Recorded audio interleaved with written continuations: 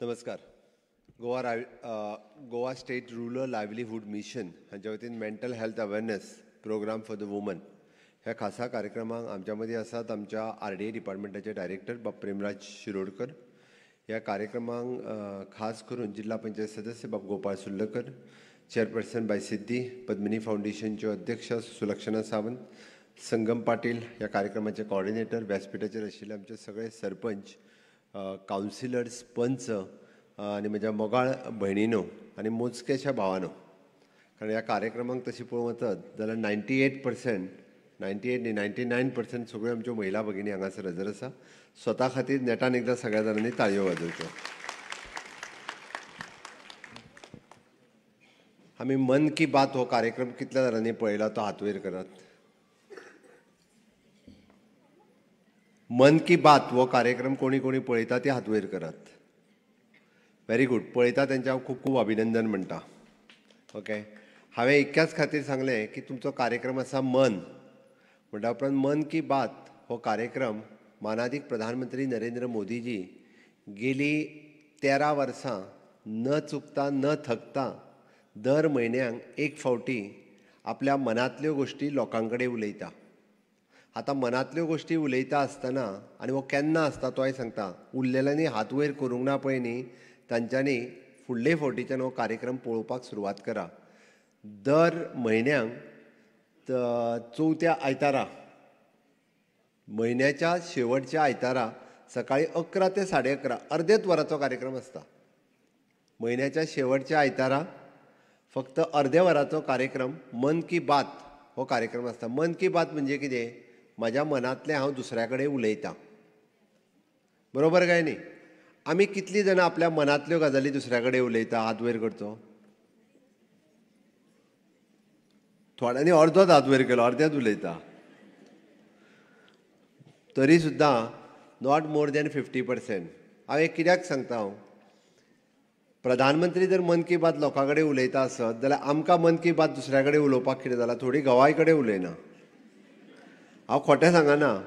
हें कित्याक सांगलें हांवें? जेन्ना आमी मेंटल हेल्थ अवेअरनेस म्हणटा म्हणून मनांतल्यो गजाली जर दुसरो आपूण दुसऱ्या मनशा कडेन जर उलयना आनी तेच जर आपल्या मनांत उरलें जाल्यार तेजो लाँग रन इफेक्ट हो मेंटल इलनेसाचेर जातलो. आमी जशें शारिरीक स्वास्थ्य म्हत्वाचें म्हणटा तेका फिजिकल फिटनेस, तशेंच मेंटल फिटनेस ही सुद्दां म्हत्वाची आसा. आनी मनांतली गजाल जेन्ना मनीस दुसऱ्या कडेन उलयना, ओके, तो पर्यंत तो आपलें मेंटल हेल्थ सारकें दवरूंक शकना. हांवें विशेश करून तुमकां कित्याक सांगलें खबर आहा?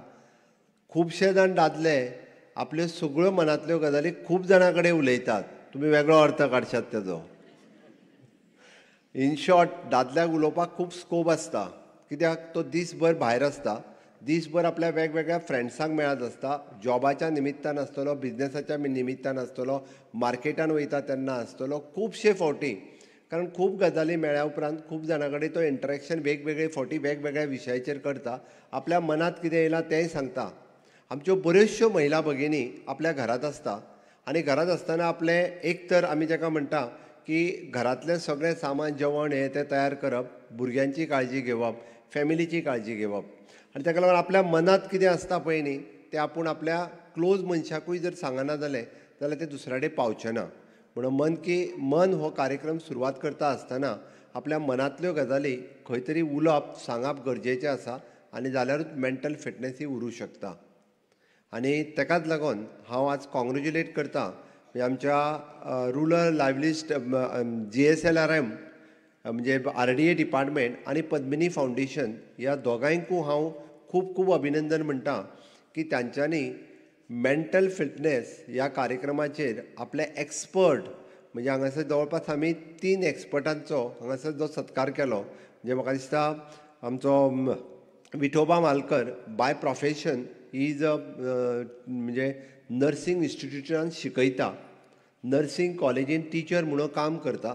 ताका सारकें खबर आसा की कशा पद्दतीन एखाद्या मनशा कडेन नर्सी घडोवपाचें काम करता, म्हणून ताका खबर आहा की कशा पद्दतीन काम करप. दुसरें by doctor Jyoti, she is ayurvedic physician by profession.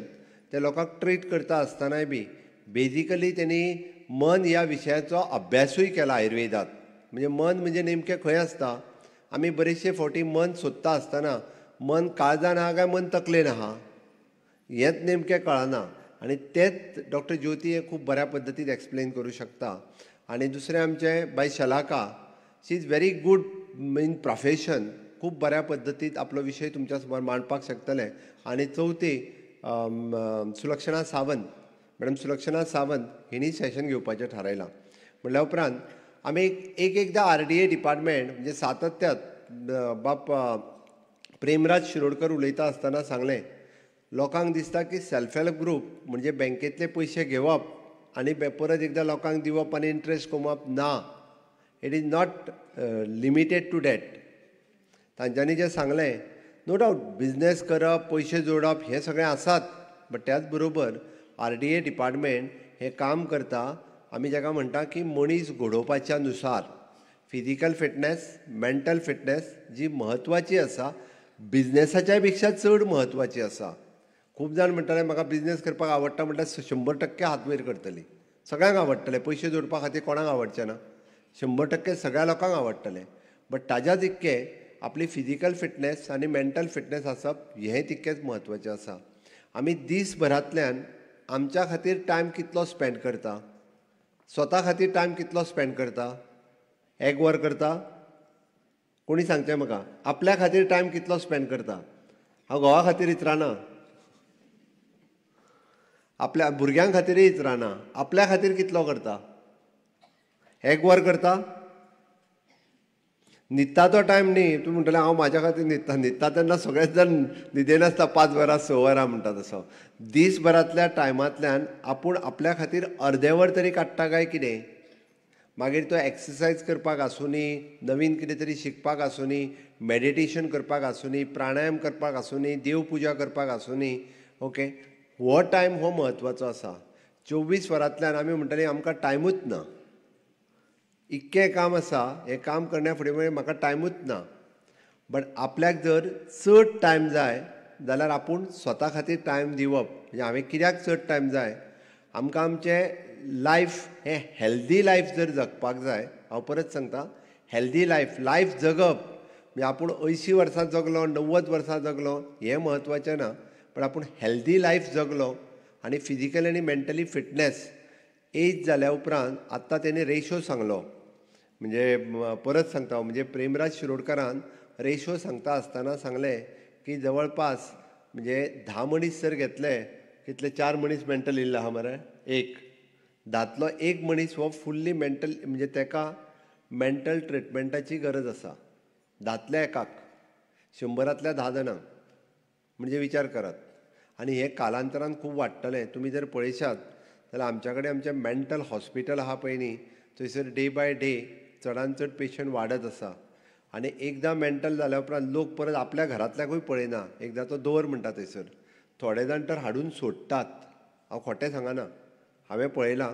Mental हॉस्पिटला कडेन ताका हाडटात आनी सोडून दितात. कोण पळयता तो पळोव म्हणटा. मागीर तो चेडो आसूं, चेडूं आसूं, बायल आसूं, कोण पळय तेजी काळजी घेनात.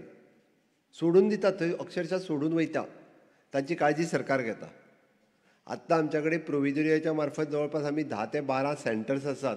आमच्या कडेन जवळपास 350 ते 400 लोक आहात. तूं जर तांकां विचारशीत तेंचे कोणूच म्हणजे कोण म्हणजे सगळे आसात तेंचे, बट तांकां पळोवंक सुद्दां कोणूय ना. ही मेंटल इलनेसची स्थिती आसा. म्हणून आपलें मेंटल हेल्थ सुद्दां सारकें उरपाक जाय. म्हणून डे टू डे प्रॅक्टिसान जशें आमी फिजिकल हेल्थ उरपा खातीर जसो एक्सरसायज करता आसतले, मेंटल हेल्थ करपा खातीरय बी प्राणायम आसतले किंवा बाकीचें मोटिवेटींग करपाची गरज आसा. आनी ताकाच लागून आज तो मेंटल हेल्थ अवेरनेस ज्या विशयाचेर आमी सहसा केन्ना लक्ष दिना, आमी केन्नाच कोण ह्या विशयाचेर डायरेक्टली इंटरेक्शन करिना, किंवा आमी लोकां मदीं बी म्हणजे आमकां मेंटल इलनेस आसत जाल्यार तो विशय लोकां मदीं सांगय बी ना.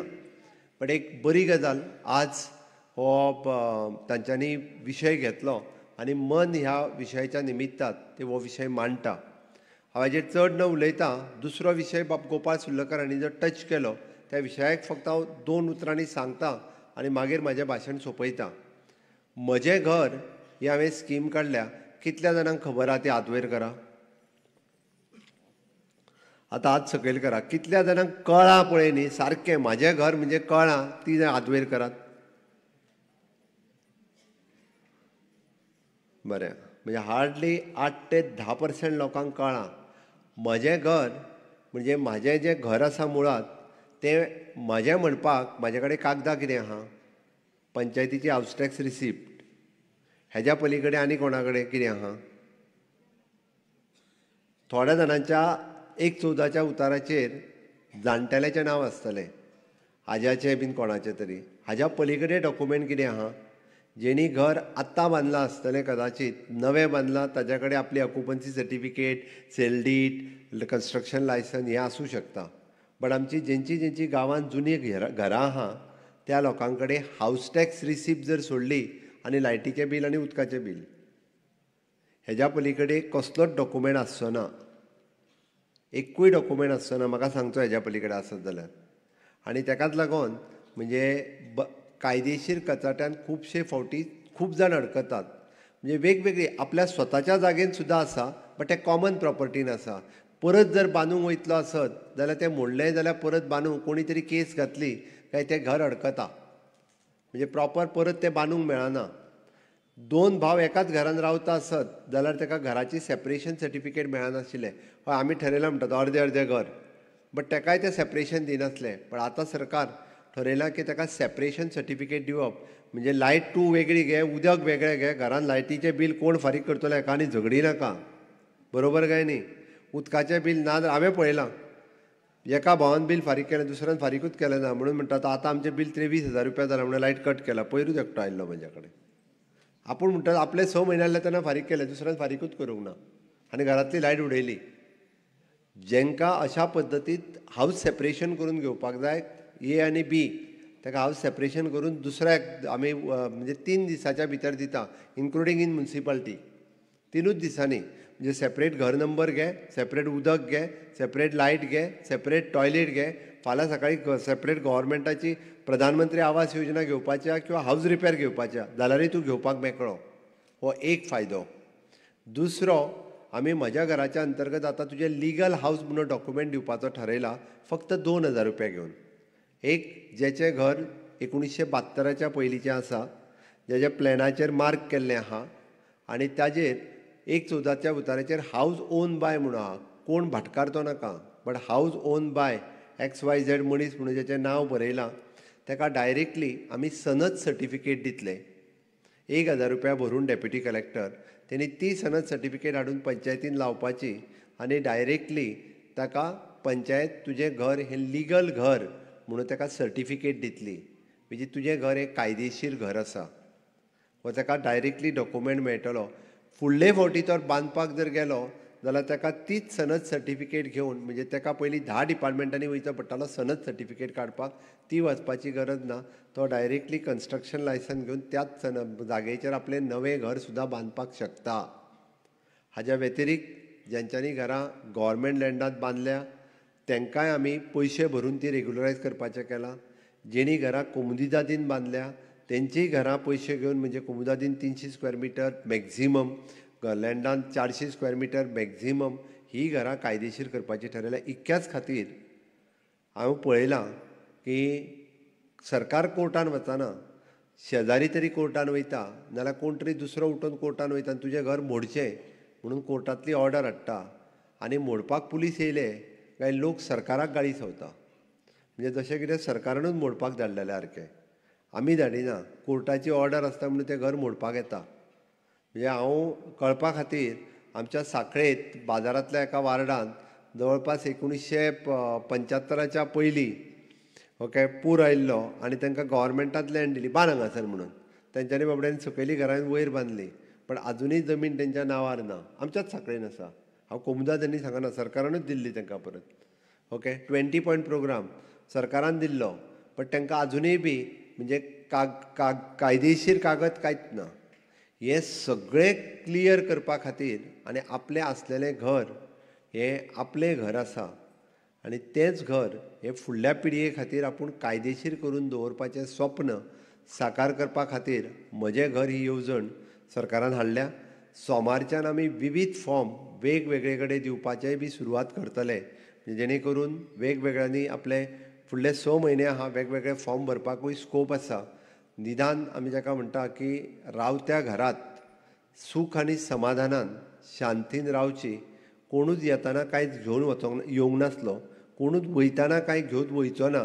पण आपूण आपल्या पुराय जल्माक आयलो आनी वयच्या पयलीं बारीकशें जें घर बांदलां तें आपल्या फुडले पिळये खातीर तरी सारकें सांबाळून दवरचें म्हणून तेजी कागदपत्रां जी आहा पळय न्ही ही सारकी कागदपत्रां जायी म्हणून म्हज्या सरकारान म्हजें घर ही योजना हाडल्या आनी